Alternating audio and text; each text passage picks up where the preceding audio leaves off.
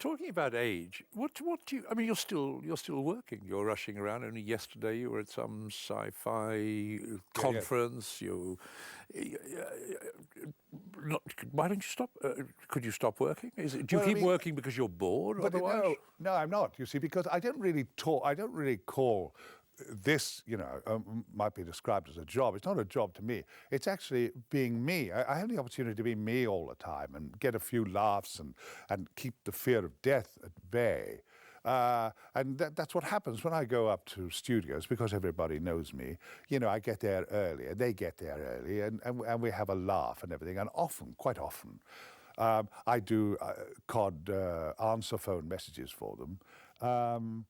And then I do. oh yes, because you made some money. There was some money in there, wasn't there? Because you did. Because I can remember. BT. That's right. Yes, Yeah. and people would ring up and they would be able to.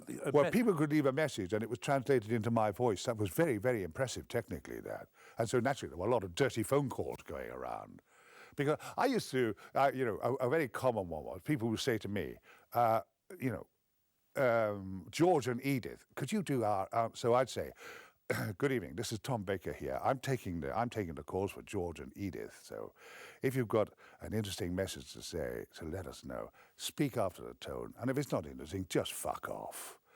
So they used to think that was terribly funny. It's a very old joke, isn't it? But it would work, the idea they recognized my voice. And it gave George and Edith, a few days of celebrity. And they got a lot more phone calls. They got the phone calls to be told to fuck off by Tom Baker, And I was just obliging them, really. You mentioned, you used the word death. Do we have any attitudes to death? I mean, you were talking about Sabbath theatre, which is a really great rage against dying, against the possibility of dying. Yes. Do you think about it? Do you monitor every aspect of your physical health and think, right, this is it, or? Yes, I do worry. My health is generally good. I'm rather arthritic, as you'd expect for someone nearly 77. But I do think about death a lot, and I really disapprove of it, quite honestly. I mean, I look on it with a certain trepidation. I think, but it's the process, isn't it? It's the dying, not the death. We all die. But I think also, with my working class background, what horrifies me about dying is our vile system where old people now die, suppurating in their own excrement, or die of hunger, or die of neglect and things. Those kind of humiliations.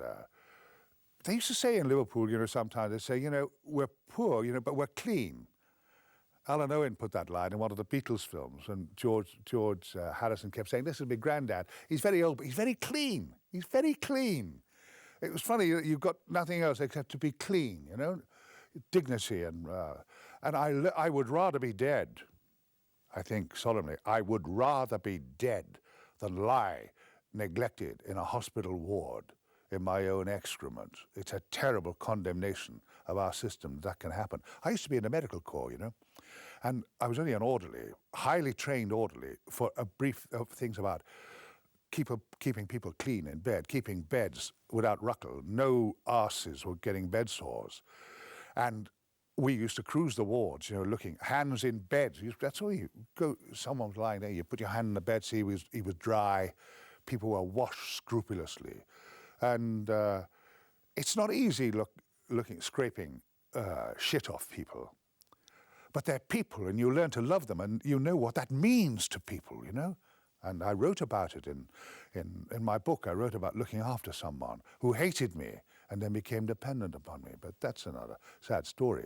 There's actually a bond between good people, good nursing, becomes a bond. Gerard Manley Hopkins wrote a sonnet about it. Felix Randall, the farrier, he's dead then.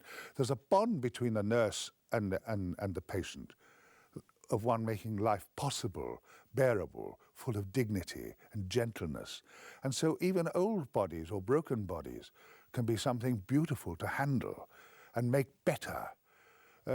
So my fear of death, I'm sorry to go on about that, includes those anxieties, Of course, we all feel it, the dread of a sense of loss, the loss of our youth, the loss of our hair, the loss of our libido, the loss of our, You know, when I see someone run upstairs now, sometimes it makes me want to. Curious enough, I've talked to several old men about this subject. I think old people are very near to tears a lot of the time. I think. Because they're near to the great fright, aren't they? They're near to the... And so therefore, when you see someone beautiful and young and clean and healthy, one is reminded of the old days, now long gone, you know? Remembrance of things past.